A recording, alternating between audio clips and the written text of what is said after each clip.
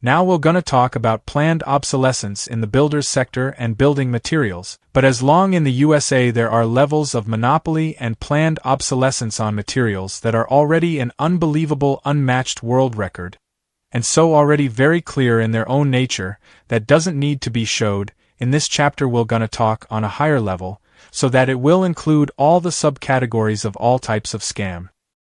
Concrete versus stone and real brick materials. How obsolescence occurs in concrete. Modern concrete, while strong, often lacks the inherent self-healing properties of Roman concrete, leading to shorter lifespans, and starting sooner than expected to crack, or show the steel bar underneath it, making the building old in very few years. With all monopolies bargaining from the whole cycle of crafting, selling, and demolishing buildings made with those planned obsolescent materials, all the actors involved become congenital of this speculative way of bargaining.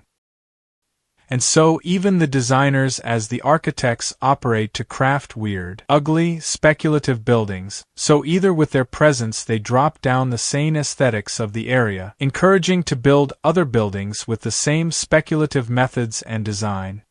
And at the same time they grant that in few years those ugly buildings can be easily teared down without being held by the citizens as something that mattered in their lives, as those inhuman buildings, so even the society lives without any human relation, so it will be easier to raise more clearly speculative apathetic buildings without any noticing by the population that will accept everything.